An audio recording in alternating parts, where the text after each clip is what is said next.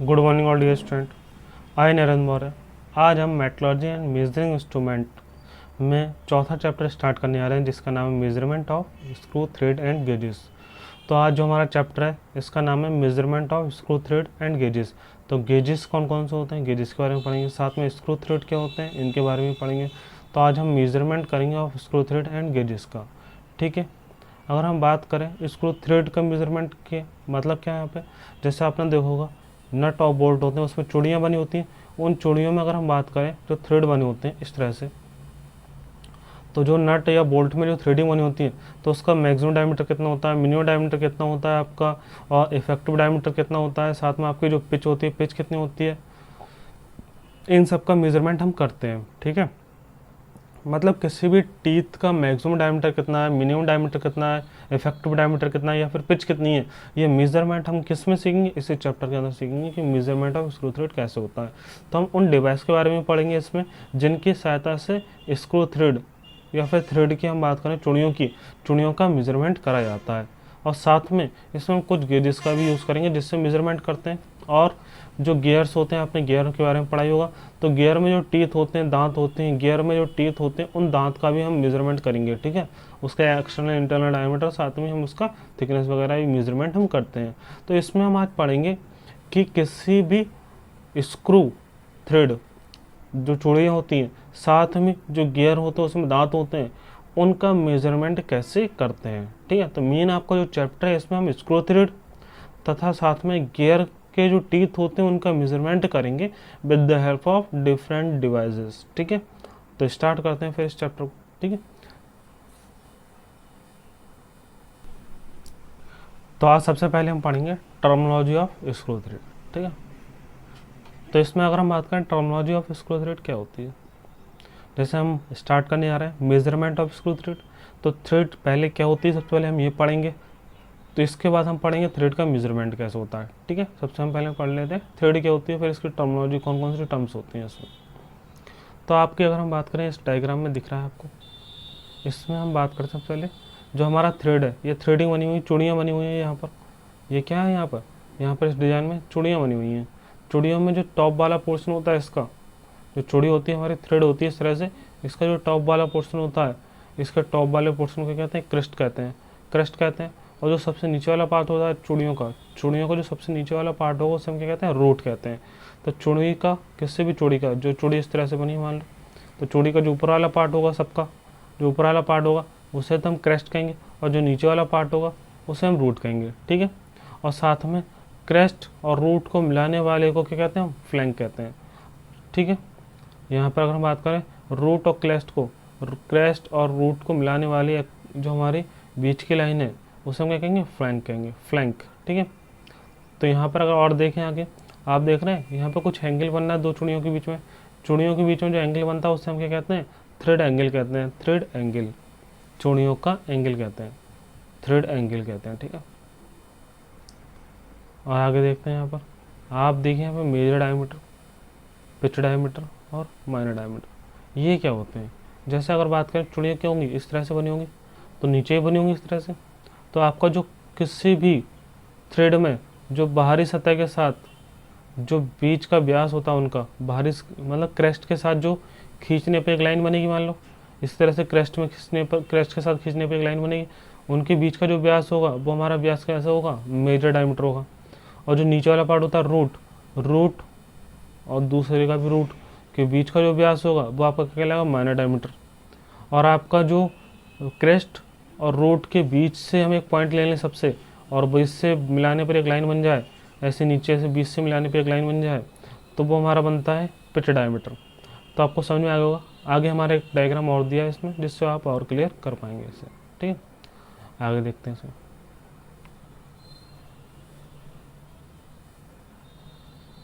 जैसे कि यहाँ पे आपको दिख रहा है स्क्रू थ्रेड की डेफिनेशन दी हुई है। स्क्रू थ्रेड क्या होता है, इसके डेफिनेशन को हम देख लेते हैं एक बार। सबको पता ही होगा वैसे स्क्रू थ्रेड क्या होता है। स्क्रू थ्रेड एक ऐसा हमारा मैकेनिकल डिवाइस होता है जिसका यूज़ करके हम क्या करते हैं। ठीक है, देखिए यहाँ पे स्क्रू थ्रेड की अगर हम बात करें, स्क्रू थ्रेड क्या हो जाएगा यहाँ पे, स्क्रू थ्रेड एक ऐसा डिवाइस हो जाएगा जिसका यूज़ करके हम क्या करते हैं, यूज़ करके किन्हीं भी दो पार्ट्स को आपस में जोड़ते हैं। अगर आप सोचो अगर थ्रेडिंग नहीं होगी तो आप दो पार्ट्स को जोड़ पाएंगे, नहीं जोड़ पाएंगे। तो दो पार्ट्स को जोड़ने का काम करता है थ्रेड, ठीक है, स्क्रू थ्रेड। आगे देखते हैं यहाँ पर, देखिए यहाँ पे सबसे पहले हम देख लेते हैं स्क्रू थ्रेड की डेफिनेशन। स्क्रू थ्रेड होता क्या है? A screw thread is a helical ridge produced by forming a continuous helical groove of uniform section on the external or internal surface of a cylinder। अगर हम बात करें यहाँ पर, जैसे हमारा ये सरफेस दिया हुआ है, शाफ्ट दिए मान लो, उस शाफ्ट के हम क्या करें, बाहरी सतह पे क्या करें, किसी हेलिक्स एंगल पर झुकाकर उसमें कुछ थ्रेड बना दें, चूड़ियाँ बना दें। तो जो हमारा डायग्राम होगा ये क्या कहलाएगा, एक स्क्रू थ्रेड कहलाएगा। या फिर हम कह सकते हैं किसी भी एक शाफ्ट में किसी भी हेलिक्स कोण पर ग्रुप बना दें। ग्रुप का मतलब होता है खाली स्थान बना दें। तो वो खाली स्थान इस तरह से बना दें अगर मान लो, तो वो क्या कहलाएंगे, हेलिकल एंगल पर बना दें तो वो क्या कहलाएंगे, चूड़ियाँ कहलाती हैं, तो वो थ्रेडिंग कहलाती हैं, ठीक है। लेकिन इसकी कंडीशन क्या होती है, जो हमारे हेलिक्स एंगल पर ग्रुप जो बने होंगे, ग्रुप, ठीक है, वो क्या होंगे, सभी समान होंगे, सभी समान होने चाहिए, तब वो क्या कहलाता है, हमारा स्क्रू थ्रेड कहलाता है। और इसका यूज़ करके हम क्या करते हैं, किन्हीं भी दो पार्ट्स को आपस में जोड़ते हैं। मान लो किसी के, जो हमारे एक नट होता है, एक बोल्ट होता है, जैसे ये नट है, नट के अंदर सतह पर चूड़ियाँ बनी है, बोल्ट के बाहर सतह पर चूड़ियाँ बनी है, और इन दोनों को आपस में जोड़ने के लिए हम एक दूसरे के ऊपर क्या करेंगे, मूव करेंगे, और मूव करने पर ये आपस में जुड़ जाएंगे, ठीक है। समझ गया, आप समझ लिए होगा। और बाकी आगे देख लेते हैं types of thread. Screw thread में अगर हम बात करें, जो थ्रेड होती है नॉर्मली दो तरह की होती है, आपने देखा था कौन कौन सी थी, एक्सटर्नल और इंटरनल। जैसे कि अगर हम डायग्राम की बात करें, जैसे हमारे ये दिया था डायग्राम, यहाँ पे थ्रेडिंग कैसी है, अंदर वाली सतह पे, तो कौन सी थ्रेडिंग होगी, इंटरनल थ्रेडिंग। और यहाँ पे थ्रेड जो चूड़ियाँ हैं वो कैसी हैं, शाफ्ट की बाहर सतह पे, तो ये कौन सी होगी, एक्सटर्नल थ्रेडिंग। तो इंटरनल थ्रेडिंग होगी, ये एक्सटर्नल थ्रेडिंग होगी, ठीक है। आगे देखते हैं यहाँ पर, अब थ्रेडिंग की अगर बात करें, यहाँ पे दिया हुआ है, ये पढ़ लिया हमने, फिर भी एक बार देख लेते हैं एक्सटर्नल थ्रेडिंग क्या होती है। A thread formed on outside of a work piece. किसी भी वर्क पीस के आउटसाइड जो थ्रेडिंग बनी होती है उससे क्या कहते हैं हम, is known as external thread. External thread कहते हैं। एग्जाम्पल के लिए हम बात करें, ऑन बोल्ट्स और स्टड। जो बोल्ट होते हैं या स्टड्स होते हैं उनके बाहर जो चूड़ियाँ बनी होती हैं वो कौन सी चूड़ियाँ होती हैं, एक्सटर्नल चूड़ियाँ होती हैं, ठीक है। इंटरनल चूड़ी, a thread formed on inside of a workpiece is known as internal threading. Example के लिए हम बात करें, अभी हमने देखा था नट, ठीक है, तो ये हमारे क्या होता है, एग्जाम्पल होते हैं एक्सटर्नल और इंटरनल थ्रेडिंग के। एक्सटर्नल का हो जाएगा हमारा नट, वो सॉरी एक्सटर्नल का हो जाएगा बोल्ट और स्टड, और इंटरनल का हो जाएगा, इंटरनल थ्रेडिंग किसमें होती है, नट में होती है, ठीक है। आगे हम देखते हैं स्क्रू थ्रेड का यूज़ कहाँ होता है, कैसे यूज़ हो सकता है, ठीक, कहाँ का यूज़ करते हैं, किस किस जगह यूज़ करते हैं। Screw thread are used, screw thread का जो यूज़ करते हैं नॉर्मली हम करते हैं to hold parts together acts as fastener. Mainly दो पार्ट्स को आपस में जोड़कर बनाए रखने के लिए इसका हम यूज़ करते हैं स्क्रू थ्रेड का। आपने देखो कई जगह लगे होते हैं नट बोल्ट होते हैं जिस पे चूड़ी बनी होती है उसे स्क्रू थ्रेड कहते हैं। और इसका यूज़ मेनली क्या होता है, किन्हीं भी दो पार्ट्स को आपस में जोड़ने के लिए, क्योंकि एक तरह से क्या है, एक टेम्पररी जॉइंट है ये। तो जो स्क्रू थ्रेड है हमारे एक टेम्पररी जॉइंट है, तो इसका यूज़ करके किन्हीं भी दो पार्ट्स को हम आपस में जोड़कर रखते हैं। और आगे देखते हैं आगे क्या है, to transmit motion and power square acme threads. इसका ये भी काम होता है, इसका काम ये भी होता है कि टू ट्रांसमिट द मोशन। मान लो किन्हीं भी दो शाफ्ट को आपस में जोड़ दिया और जोड़ने के बाद पावर को ट्रांसमिट भी कर सकते हैं, तो इसका काम पावर को ट्रांसमिट करने में भी होता है। और साथ में आपने देखो कई जगह थ्रेडिंग बनी होती है, चूड़ियाँ बनी होती हैं, जैसे गियर्स में देखूँगा कई जगह चूड़ियाँ बनी होती हैं अलग अलग टाइप्स के। और अलग अलग लेथ मशीन होती है, लेथ मशीन में क्या होता है, स्क्रू थ्रेड होता है, आपने देखा होगा। तो उसमें काम क्या होता है, पावर को ट्रांसमिट करने एक जगह से दूसरी जगह with the help of threading. तो इसका यूज़ पावर को ट्रांसमिट करने के लिए भी यूज़ होता है। तो मेनली अगर बात करें स्क्रू थ्रेड का कहाँ यूज़ होगा, पावर को ट्रांसमिट करने के लिए और साथ में दो पार्ट्स को आपस में जोड़ने के लिए, दोनों जगह इसका यूज़ होता है स्क्रू थ्रेड का, ठीक है। अब यहाँ पर कुछ टर्मिनोलॉजी है, उन्हें डिटेल में और देख लेते हैं, ठीक है। जैसे कि आपको यहाँ पर दिख रहा है एक डायग्राम दिया पूरा, किसका डायग्राम है ये, बोल्ट का डायग्राम। लेकिन इस बोल्ट के डायग्राम में हमने क्या करा, छोटा सा सेक्शन क्या कर ले रहे हैं, कट कर ले रहा हूँ, कट करके इसे यहाँ पे मान लो ड्रॉ कर दिया हमने, ठीक है। और इसकी जो टर्मिनोलॉजी होती है जो टीथ की, वो समझ लेते हैं, ठीक है। फिर देखते हैं, ठीक है। फिर आगे देखते हैं यहाँ पर, जैसे हम पढ़ रहे थे स्क्रू थ्रेड की टर्मिनोलॉजी के बारे में, ठीक है। हमने क्या करा यहाँ पे, जो हमारा यहाँ पे बोल्ट बना हुआ है उसमें आप देख रहे हैं बाहर सतह पे इसकी चूड़ियाँ बनी है, तो यहाँ पे कौन सा एक्सटर्नल थ्रेडिंग है। लेकिन हमने इसका एक छोटा सा थ्रेडिंग का पार्ट ले लिया, जैसा ऊपर का पार्ट होगा वैसे नीचे का ही पार्ट होगा, तो सिर्फ हमने ऊपर का पार्ट ले लिया। यहाँ पे ऊपर का पार्ट यहाँ पर ड्रॉ कर दिया, और ड्रॉ करने पर इसकी थोड़ी टर्मिनोलॉजी को और डिटेल में हम समझ लेते हैं, ठीक है। जैसे कि अगर हम बात करें यहाँ पे आपको कौन कौन सी टर्मिनोलॉजी ऑलरेडी पता हुआ है। आपको पता है कि अगर मान लो दो थ्रेड की बीच की डिस्टेंस क्या होती है, आपकी पिच होती है, ये तो पता होगी। दो चूड़ियों के बीच की दूरी थ्रेड पिच होती है हमारी। और यहाँ पर हमारा जो ऊपर वाला पार्ट होता है थ्रेड का वो क्रेस्ट कहलाता है, नीचे वाला पार्ट जो होता है हमारा वो रूट कहलाता है। और दोनों को मिलाने वाले भुजा को कह सकते हैं, मिलाने वाली जो हमारी सतह होती है उसे फ्लैंक कहते हैं, ठीक। और जो यहाँ पर एंगल बना होता है थ्रेड के बीच में वो थ्रेड एंगल कहलाता है, ठीक। इसके बाद अगर हम बात करें अडेंडम और डिडेंडम के बारे में, आपने पढ़ा होगा गियर में। जो हमारा जो ऊपर वाली भुजा आ रही है जैसे क्रेस्ट वाला, तो क्रेस्ट वाले पॉइंट को आगे बढ़ा दें इस, और नीचे वाला जो सबसे पॉइंट है वो रूट वाले पॉइंट को सबको मिलाते हुए आगे बढ़ा दें। और इसी की तरह से रूट और क्रेस्ट से एक बीच का पॉइंट ले लें, जिसे हम क्या कहते हैं, पिच लाइन कहते हैं, ठीक है। इसे बीच आगे बढ़ा दें। तो यहाँ पर सबसे ऊपर वाला जो पोर्शन है हमारा थ्रेड का, क्रेस्ट तथा पिच लाइन के बीच का जो डिस्टेंस होता है वो होता है अडेंडम, तथा पिच लाइन तथा रूट के बीच का डिस्टेंस क्या होता है, डिडेंडम, ठीक है। ये होता है अडेंडम और ये होता है डिडेंडम। तो क्रेस्ट तथा पिच लाइन के बीच का डिस्टेंस अडेंडम, और पिच लाइन तथा रूट के बीच का डिस्टेंस डिडेंडम होता है, ठीक है। तो ये अडेंडम हो गया हमारा किसके बीच का, क्रेस्ट लाइन तथा पिच लाइन के बीच का डिस्टेंस। और जो डिडेंडम है ये हो गया पिच लाइन तथा रूट लाइन के बीच का डिस्टेंस, ठीक है। और यहाँ पे हम बात करें इससे क्या बनता है, इससे बनेगा आपका मिरर डायमीटर, इससे माइनर डायमीटर बनेगा और इससे पिच डायमीटर। क्योंकि जिस तरह थ्रेडिंग ऊपर है उस तरह से नीचे भी थ्रेडिंग होगी, और उसका भी हम यही पोर्शन लेंगे। जैसे बाहर वाला तो बाहर वाला उसके साथ आपको बनेगा मैक्सिमम डायमीटर, ठीक है। इसका डायग्राम जो बड़ा वाला था उसे भी देख लेते हैं एक बार, जिस समझ में आ जाएगा,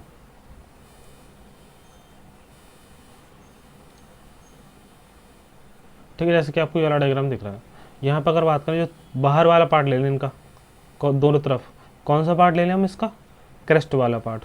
और उनके बीच का डायमीटर देखें तो क्या होगा हमारा, मेजर डायमीटर होगा, मेजर डायमीटर होगा, ठीक है, मेजर डायमीटर।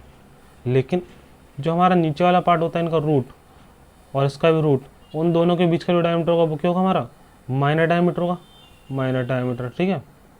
और हम क्या करें, अगर रूट और क्रेस्ट के बीच से हम एक पॉइंट ले लें और उन्हें मिलाते हुए आगे बढ़ा दें इसी तरह से यहाँ पर, तो जो डायमीटर प्राप्त होगा वो कहलाएगा हमारा पिच डायमीटर या फिर इफेक्टिव डायमीटर कहलाता है, पिच डायमीटर कहलाता है मेनली, ठीक है।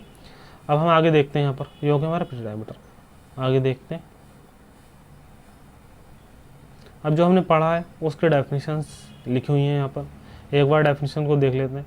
ये डेफिनेशन आपको पता होना चाहिए क्योंकि इस चैप्टर में आपसे थ्रेडिंग पूछी जा सकती है, साथ में थ्रेडिंग को मेजरमेंट कैसे करता है ये भी पूछा जा सकता है। तो मेन आपको थ्रेडिंग पढ़ेंगे, उसके बाद हम इसकी मेजरमेंट करेंगे। तो हम देखते हैं इसमें कौन कौन सी टर्म्स होती हैं एक बार। जैसे पिच होती है हमारी, लीड होता है, थ्रेड फॉर्म होता है। तो ये सबसे पहले हम देख लेते हैं क्या करके। पिच क्या होती है, पिच हमने देख लिया, पिच क्या है यहाँ पे, the distance form a point on a screw thread to a corresponding point on the next thread measure parallel to the axis. मतलब किसी भी स्क्रू थ्रेड के किसी भी एक पॉइंट तथा उसके अगले टीथ के, उसके अगले थ्रेड के चूड़ी के सेम पॉइंट के बीच की जो डिस्टेंस होती है आपकी क्या कहलाती है, पिच कहलाती है, ठीक है। मतलब एक चूड़ी के जो पॉइंट होगा सेम उससे अगले वाली चूड़ी के सेम पॉइंट के बीच की दूरी क्या कहलाएगी, आपकी पिच कहलाएगी। आगे देखते हैं हम लीड क्या होता है। पिच हो गया हमारा, लीड देखते हैं लीड क्या होता है। अगर मान लो आप जब क्या कर रहे हैं, नट होता है और एक बोल्ट होता है, उन दोनों का आपस में जोड़ते समय आप क्या करते हैं, उन दोनों का आपस में जोड़ते समय तो घुमाते हैं एक दूसरे के ऊपर, एक दूसरे के ऊपर जब घुमाते हैं उससे रोटेट करते हैं, तो एक चक्कर घुमाने में, पूरा एक चक्कर घुमाने में वो कितनी दूरी चल रहा है, मतलब एक चक्कर घुमाने पर उसके द्वारा चली गई दूरी को ही हम क्या कहते हैं, लीड कहते हैं। मतलब आपने क्या करा, जैसे यहाँ पर ये बोल्ट ले लिया हमने, ये नट ले लिए, इन्हें आपस में जोड़ना है। तो आपने यहाँ पे क्या करा, आपने बोल्ट वाले पार्ट को नट में घुमाया, तो एक चक्कर घुमाने पर इसने कितनी दूरी ये आगे बढ़ा, उसको क्या कहते हैं, लीड कहते हैं। तो डेफिनेशन देख लेते हैं। The distance a screw thread advances in 1 turn, in 1 turn, एक मूवमेंट में, for a single straight thread, single straight thread के लिए, मतलब किसी भी सिंगल स्ट्रेट थ्रेड में अगर मान लो एक रोटेशन में वो जितनी डिस्टेंस तय करेगा वो आपकी कहलाएगी लीड। और सिंगल स्टार्ट थ्रेड में हमारा क्या होता है, जो हमारा लीड होता है वो एक पिच के बराबर ही होता है, मतलब एक बार रोटेशन में वो एक पिच के बराबर डिस्टेंस ही तय करता है। तो सिंगल स्टार्ट थ्रेड में हमारा लीड जो होता है पिच के बराबर होता है, ठीक है। और डबल में क्या होता है, लीड बराबर होता है 2 इंटू पिच, पिच का दोगुना, ठीक है। ये आपको याद रखना है वैसे तो। फॉर डबल स्टार्ट के लिए क्या होता है, जो हमारा लीड होता है वो पिच का डबल होता है, ठीक है, पिच का डबल, मतलब वो एक बार घुमाने पर पिच से डबल दूरी चलता है, ठीक है। और इसके बाद है थ्रेड फॉर्म। थ्रेड फॉर्म्स क्या होता है, the cross section of the thread, thread form क्या होता है, the cross section of the thread cut by a plane containing the axes. Thread form की अगर हम बात करें यहाँ पे क्या होता है, जैसे the cross section of a thread cut by a plane containing the axes, जो हमारा थ्रेड का क्रॉस सेक्शन नहीं होता है, क्रॉस सेक्शन ऑफ थ्रेड, ठीक, जो क्रॉस सेक्शन होता है thread cut by a plane, जो किसी भी एक प्लेन में से जो थ्रेड वाला पोर्शन कट करा जाता है, ठीक है, कंटेनिंग दिस एक्सेस, वो क्या कहलाता है, थ्रेड फॉर्म कहलाता है, ठीक है। आगे देखते हैं इसमें मेन आपका यहाँ पे डेफिनेशन जो आपको पिच तो पता होना चाहिए, साथ में लीड पता होना चाहिए, ये आपसे नहीं पूछा था मेनली, ठीक है। थ्रेड फॉर्म आपको मेनली क्या होता है, अगर मान लो कोई आपको क्या बनानी है, यहाँ पर आपको मान लो थ्रेड बनानी है, तो थ्रेड बनाने के लिए जो प्लेन आप प्लेन में से कट करते हैं उसकी जो एक्सेस होगी वो आपकी क्या होगा, थ्रेड फॉर्म होगी, ठीक है। अब आगे देखते हैं मेजर डायमीटर क्या होता है। मेजर डायमीटर, फिर देखेंगे माइनर डायमीटर। मेजर डायमीटर क्या होता है, नाम से क्लियर है वैसे तो, और पढ़ भी चुके हैं हम इसके बारे में। मेजर डायमीटर क्या होता है, कोई भी जो हमारा जैसे थ्रेड बना हुआ है, चूड़ियाँ बनी हुई थी, उसके बाहरी सतह के साथ जो डायमीटर था हमारा वो कौन सा था, मेजर डायमीटर। इसके आगे देखते हैं, आगे हुआ माइनर डायमीटर। तो माइनर डायमीटर भी देख लिया था हमने, किसी भी थ्रेड के रूट के साथ जो डायमीटर बना होता है वो आपका कहलाता है माइनर डायमीटर। इफेक्टिव डायमीटर क्या होता है, या फिर इसे पिच डायमीटर भी कहते हैं, हमने देखा था इसे, जो हमारा थ्रेड का ऊपर वाला पार्ट होता है क्रेस्ट होता है, नीचे वाला पार्ट जो होता है रूट होता है, इन दोनों के बीच का जो पॉइंट होता है उसके साथ आपका जो आपका डायमीटर प्राप्त होगा वो कहलाता है आपका इफेक्टिव डायमीटर, ठीक है। इस तरह से चौड़ी ऊपर भी होंगी नीचे भी होंगी, इसके बीच वाला पॉइंट ले लेंगे, इसके में बीच वाला पॉइंट ले लेंगे, उसके बाद जो बने व्यास बनेगा, जो डायमीटर आएगा इसका, वो हमारा क्या कहलाएगा, इफेक्टिव डायमीटर ऑफ और पिच डायमीटर। एक बार देख लेते हैं डेफिनेशन क्या है। इट इज़ द डायमीटर, जो हमारा इफेक्टिव डायमीटर होता है एक तरह का डायमीटर होता है, an imaginary cylindrical coaxial with the axis of the thread and interact of the flank, जो फ्लैंक होता है उसके बीच के जो पॉइंट ले लेंगे of the thread, such that width of with thread and width of space between thread are equal, ठीक है। मेनली अगर हम बात करें, जैसे अपने क्या करा, जो क्रेस्ट है और आपका रूट है उसके बीच वाला पार्ट होता है फ्लैंक, और फ्लैंक से आप कोई मिड पॉइंट ले लें, ऐसा मिड पॉइंट लें कि इधर वाले डिस्टेंस और इधर वाली डिस्टेंस ऊपर और नीचे वाले डिस्टेंस बराबर हो, और उससे बनाने पर आपको जो डायमीटर प्राप्त होगा वो क्या कहलाता है, आपका इफेक्टिव डायमीटर कहलाता है, ठीक है। फ्लैंक हमने देख लिया, फ्लैंक क्या होता है, it is the thread surface, thread का चूड़ियों का जो सरफेस होता है, ये वाला सरफेस होता है चूड़ियों का surface, that connect the crest और रूट को क्या करता है, ये कनेक्ट करता है flank. Depth of thread, thread की डेप्थ क्या होगी, ये होगी, it is the distance between the crest and the root measure perpendicular to the axes. अगर बात करें जैसे थ्रेड बनी हुई है, थ्रेड की अगर हम बात करें यहाँ पे हमें देखनी है डेप्थ क्या होगी, तो थ्रेड में हम क्या देखेंगे, ऊपर वाला क्रेस्ट ही है और नीचे वाला रूट ही है, इन दोनों के बीच की जो लंबा दूरी होगी, लंबा दूरी परपेंडिकुलर डिस्टेंस, वो हमारी क्या कहलाएगी, इनकी गहराई कहलाएगी, डेप्थ ऑफ थ्रेड कहलाएगी, ठीक है। आगे देखते हैं इसमें, आगे हमारा क्या, एंगल ऑफ थ्रेड।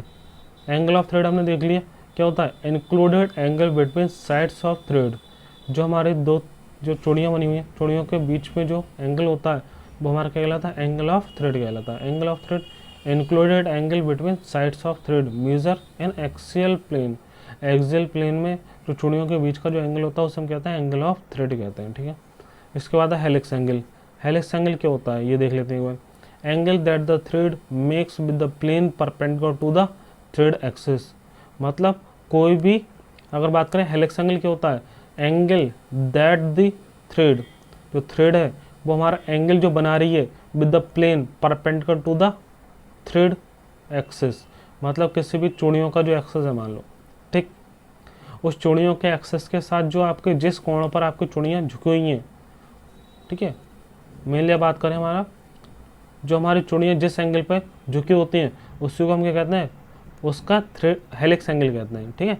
तो हेलिक्स एंगल क्या हुआ, जैसे मान लो ये आपकी चूड़ियाँ बनी हुई इस तरह से, इस तरह से, तो वो आपकी थ्रेड की एक्सिस के साथ जिस एंगल पर झुकी हुई हैं उसे आप क्या कहेंगे, हेलिक्स एंगल कहते हैं, ठीक है। हेलिक्स एंगल क्या होता है, जो आपकी चूड़ियाँ बनी हुई हैं, थ्रेड बनी है, वो हमारी शाफ्ट की एक्सिस के साथ, या कहते हैं थ्रेड की एक्सिस के साथ किस एंगल पर झुकी हुई है उसे क्या कहते हैं, हेलिक्स एंगल कहते हैं।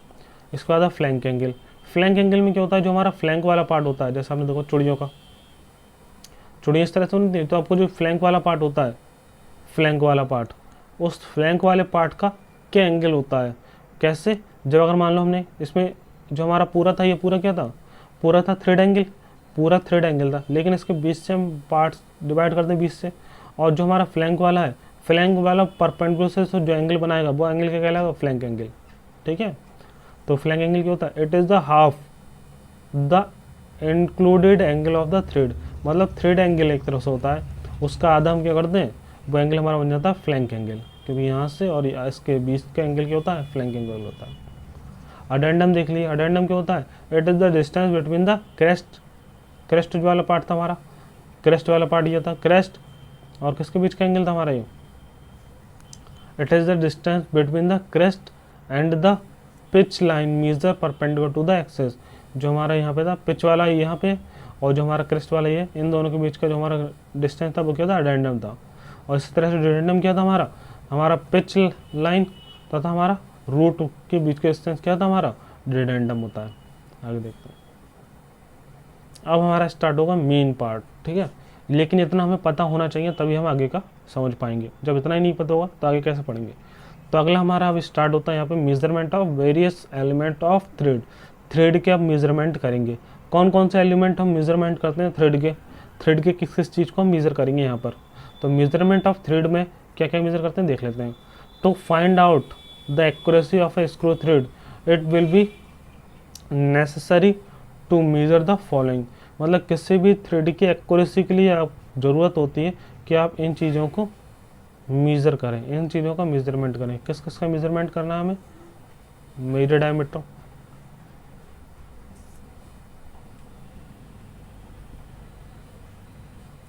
आपको मेजर डायमीटर मेजर करना है, साथ में माइनर डायमीटर मेजर करना है, ठीक है। माइनर डायमीटर, इफेक्टिव को हम पिच डायमीटर भी कहते हैं, और पिच और थ्रेड एंगल, ठीक। आपको इन सब चीज़ों को मेजरमेंट करना है, सबको एक एक करके मेजरमेंट करेंगे, major diameter, minor diameter, pitch diameter या फिर इफेक्टिव डायमीटर, पिच और थ्रेड एंगल, इन सब का एक एक करके हम मेजरमेंट करेंगे। तो आपका स्क्रू थ्रेड में इन सब का मेजरमेंट करते हैं कि एक्यूरेसी के लिए, ठीक है। तो आगे देखते हैं मेजरमेंट ऑफ मेजर डायमीटर, ठीक है। मेजर डायमीटर का देखते हैं यहाँ पे आप,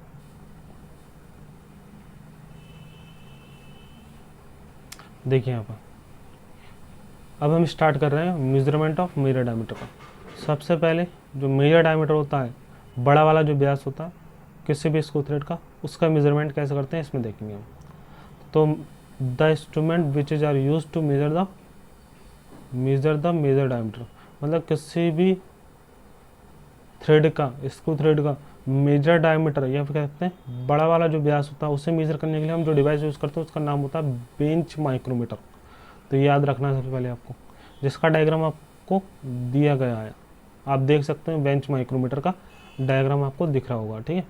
तो बेंच माइक्रोमीटर क्या है, बेंच माइक्रोमीटर एक ऐसा डिवाइस होता है जिसके साथ हम आसानी से मेजर डायमीटर को, मतलब किसी भी स्क्रू थ्रेड के मेजर डायमीटर को मेजर कर सकते हैं, ठीक है। किससे मेजर करते हैं, बेंच माइक्रोमीटर का यूज़ करके। जैसे कि आपको यहाँ पे डायग्राम दिख रहा है बेंच माइक्रोमीटर का, इसके हम वर्किंग को देखते हैं सबसे पहले, ठीक है। अब देखो बेंच माइक्रोमीटर को पढ़ने से पहले हम सबसे पहले समझ लेते हैं ऑर्डिनरी माइक्रोमीटर क्या होता है। फिर हम देखेंगे बेंच माइक्रोमीटर क्या होता है। दोनों में कुछ डिफरेंस होगा, तो उसी को डिफरेंस को समझ के हम क्या हो जाएंगे, क्वेश्चन को क्लेरिफाई कर पाएंगे बहुत अच्छे से। तो सबसे पहले हम देख लेते हैं यहाँ पे ऑर्डिनरी माइक्रोमीटर क्या होता है। ठीक है, ऑर्डिनरी माइक्रोमीटर क्या होता है। ठीक है, इसके बाद हम देखेंगे बेंच माइक्रोमीटर, इसके बारे में हम पढ़ चुके हैं ऑलरेडी। ऑर्डिनरी माइक्रोमीटर क्या होता है, जैसे आपने देखा था माइक्रोमीटर के बारे में पढ़ा था आपने, तो जो माइक्रोमीटर होता था, माइक्रोमीटर के बारे में आपने पढ़ लिया ऑलरेडी। तो जो माइक्रोमीटर होता था वो एक तरह से क्या है, हमारा ऑर्डिनरी माइक्रोमीटर है। उससे अगर हम मान लो मेजरमेंट करेंगे तो कैसे कर सकते हैं। सबसे पहले हम क्या करते हैं, हम कोई भी एक डिवाइस जो हमें डायमेंशन लेनी है, स्टैंडर्ड डायमेंशन लेते हैं स्टैंडर्ड डायमेंशन जो आपको प्रोडक्ट बनाना होता है, और माइक्रोमीटर से क्या करते हैं, हम डायमेंशन को चेक करते हैं वो हमारा बना है या नहीं बना है। तो वो बना है या नहीं बना है, इसे चेक करने का तरीका क्या होता है, तो ये देखते हैं। पहले यहाँ पर अगर बात करें, सबसे पहले हम क्या करते हैं, माइक्रोमीटर में एक टूल ले लेते हैं, उसका उस वर्क पीस का हमें क्या करना है, डायमेंशन को मेज़र करना है। ठीक, उसे मेज़र करने के लिए तरीका क्या होगा वो देखते हैं।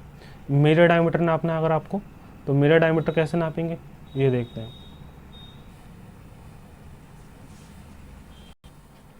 देखते हैं इसमें, ठीक है। जैसे सबसे पहले हमारा क्या, ऑर्डिनरी माइक्रोमीटर, तो हमने देख लिया ऑर्डिनरी माइक्रोमीटर क्या होता है, जो नॉर्मल माइक्रोमीटर हमने यूज़ करा था। इसके डेफिनेशन देखते आते हैं और साथ में पढ़ते आते हैं, ठीक है। The ordinary micrometer is the quite suitable for measuring the external major diameter. इसका हम ऑर्डिनरी माइक्रोमीटर का यूज़ करके एक्सटर्नल डायमीटर को मेजर करते हैं। It is the first adjust the appropriate cylinder size having the same diameter approximately. This process is known as gauge, ठीक है, this process is known as gauge setting। अब देखो इसमें क्या करेंगे हम, इस मेनली अगर बात करें जैसे माइक्रोमीटर हमारा डिवाइस तो आपने देखा ही माइक्रोमीटर का। तो माइक्रोमीटर की अगर हम बात करें, माइक्रोमीटर मान लो हमारा है, तो माइक्रोमीटर से हमें क्या करना है, इस किसी वर्क पीस के एक्सटर्नल थ्रेड का डायमीटर निकालना है। तो एक्सटर्नल थ्रेड का डायमीटर मेज़र करना है, सॉरी निकालना नहीं है, मेज़र करना है आपको कि आपका डायमीटर जो आपका एक्सटर्नल थ्रेड का जो थ्रेड बनी हुई है, एक्सटर्नल थ्रेड आपकी सही बनी है या नहीं बनी है, तो इसका मेजरमेंट करना है। तो करने का तरीका क्या है, सबसे पहले हम क्या करते हैं, सबसे पहले हमारा काम होता है एक उसी साइज का, मतलब एक मान लो एक वर्क पीस है जिसकी डायमेंशन मेज़र करनी है, तो डायमेंशन मेज़र करनी है, तो उसी साइज का हम एक क्या करते हैं, हमारा एक स्टैंडर्ड वर्क पीस होता है, एक स्टैंडर्ड पीस होता है जिसका जो इसका जो हम कह सकते हैं जो सरफेस होती है उसके एक्सटर्नल डायमीटर के बराबर होती है। तो इस स्टैंडर्ड का हम यूज़ करते हैं सबसे पहले। तो जो हमें बनाना था असल में, जो हमें तैयार करना था, पहले उसका डायमेंशन लिख लेते हैं। उसका डायमेंशन मान लो 20 mm है, जो हमें 20 mm एक्सटर्नल थ्रेड का कोई भी स्क्रू थ्रेड बनाना था, उसका डायमेंशन लिख लिया 20 mm, तो 20 mm। और उसके बाद हमने क्या करा, स्टैंडर्ड वाला हमने पीस ले लिया अपना स्टैंडर्ड पीस, उसके डायमेंशन पे हमने क्या करा, स्टैंडर्ड पीस, कौन सा स्टैंडर्ड पीस लिया जो हमें बनाना था, उसका हमने स्टैंडर्ड पीस लेके हमने माइक्रोमीटर पे सेट कर लिया और रीडिंग को नोट कर लिया। ठीक, फिर क्या करते हैं, फिर उसे हटा देते हैं स्टैंडर्ड पीस को, उसके स्थान पे लगा देते हैं जिसके हमें क्या करना था, थ्रेड मेजर करनी थी एक्सटर्नल थ्रेड। तो उस स्टैंडर्ड को हटा के माइक्रोमीटर में क्या लगा देंगे हम, वहाँ पर लगा देंगे एक स्क्रू थ्रेड लगा देंगे, और स्क्रू थ्रेड का एक्सटर्नल थ्रेड हम मेजर कर लेंगे, बाहरी व्यास मेजर कर लेंगे, वो हमारा होगा R2। ठीक, अब देखते हैं यहाँ पर फॉर्मूला में कैसे पता चलेगा, मेन समझ में आ गया होगा आपको, इसी को हम समझ लेते हैं अच्छे से। सबसे पहले काम क्या होता है हमारा, जैसे एक हमारा वर्क पीस है जिसके बाहर सतह पे क्या बनी है, थ्रेडिंग बनी हुई है, ठीक है, थ्रेडिंग बनी हुई चौड़ी, और एक हमारा स्टैंडर्ड पीस है जिसकी जो डायमेंशन है वो इसके एक्सटर्नल थ्रेड के बराबर ही है। ठीक है, मतलब जो हमें बनाना था असल में उसी के हिसाब से इसके डायमेंशन ऑलरेडी सेट है, लेकिन हमने जो बनाया वो हमारा ये है। तो इससे हमें चेक करना है इसका डायमेंशन सही है कि नहीं है, मतलब एक्सटर्नल थ्रेडिंग का डायमीटर सही है या नहीं है। तो चेक करने के लिए हम क्या करेंगे, यहाँ पे हमारा स्टैंडर्ड हमारा वर्क पीस है, इसका जो डायमेंशन होगा, इसका जो हमने डायमेंशन लेके चल लेते हैं, मान लो हमें 20 mm को बनाना था, तो जो हम लेके चले तो वो स्टैंडर्ड डायमेंशन क्या लगेगा हमारा, वो हम उसे डिनोट करेंगे एस से। ठीक है, और फिर उसके बाद हमने जो स्टैंडर्ड वर्क पीस है इसे हम माइक्रोमीटर से इसका नोट कर लेंगे रीडिंग, और माइक्रोमीटर से जो रीडिंग नोट करके इसका स्टैंडर्ड मान आएगा वो R1 होगा। फिर उसके स्टैंडर्ड वर्क पीस को हटा देंगे, उसके स्थान पर लगा देंगे जिसका हमें मेजर करना था, मेजरमेंट करना था, उससे हम लगा के उसका एक्सटर्नल थ्रेड मान लेंगे, एक्सटर्नल थ्रेड मेजर कर लेंगे, वो हमारा हो R2, वो R2 होगा। और जो हमारा स्टैंडर्ड वाले हमने ऑब्जेक्ट का डायमेंशन मेजर करा था एक्सटर्नल वाला थ्रेड, वो हमारा R1 हो गया। ठीक, मतलब जो एक्सटर्नल थ्रेड है उसी के बराबर ही तो होता है इसका डायमेंशन हमारे स्टैंडर्ड वर्कपीस का, तो हमारा R1 होगा। जो स्टैंडर्ड वर्कपीस का हम डायमेंशन मेजर करेंगे वो हमारा R1, और जो स्क्रू थ्रेड का एक्सटर्नल थ्रेड मेजर करेंगे वो R2 होगा।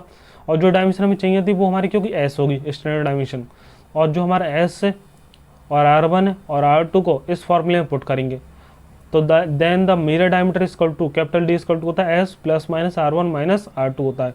यहाँ पर S क्या होता है, size of the setting edge, मतलब जो हमें चाहिए था असल में, जो हमें चाहिए था वो हमारा क्या होता है, size of the setting edge, मतलब जो हमें सेट करना था, जो बनाना था असल में, एक तरह से हमें जो बनाना था हमें उसका डायमेंशन रख देंगे यहाँ पे S का मान, और जो माइक्रोमीटर से हमने ओवर द सेटिंग एज, जो हमारा सेटिंग एज है जो हमें बनाना था उससे डायमेंशन में जो स्टैंडर्ड पीस है उसका जो डायमेंशन हमने मेजर करा है वो R1 हो जाएगा। और उसके बाद जो हमने वर्क पीस जो बनाया था उसका हमने जो R2 मेजर करा वो ये हो जाएगा। और फिर इस फॉर्मूले में पुट करने के बाद हमें क्या जाएगा, मेजर डायमीटर का मान पता चल जाएगा। तो आपको ये फॉर्मूला याद रखना है, ठीक है, बहुत ज़रूरी है। आपसे पूछ सकता है किसी भी ऑर्डिनरी माइक्रोमीटर में मेजर डायमीटर को मेजर करने के लिए कौन से फॉर्मूले का हम यूज़ करते हैं, ठीक है। तो ये आपका हो गया ऑर्डिनरी माइक्रोमीटर से हम कैसे मेजर करते हैं। ये आपका सिंपल प्रोसेस होता है, with the help of micrometer से हम किस तरह से मेजर डायमीटर को मेजरमेंट करते हैं, उसका सही है कि नहीं है मेजरमेंट कर लेते हैं सही से, ठीक है। ये हमारा हो गया ऑर्डिनरी डायमीटर। इसके बाद हम पढ़ेंगे ऑर्डिनरी माइक्रोमीटर, सॉरी, इसके बाद हम क्या पढ़ेंगे, इसके बाद हम पढ़ेंगे बेंच माइक्रोमीटर, और बेंच माइक्रोमीटर पढ़ेंगे अगले लेक्चर में, ठीक है। आज के लिए बस इतना ही।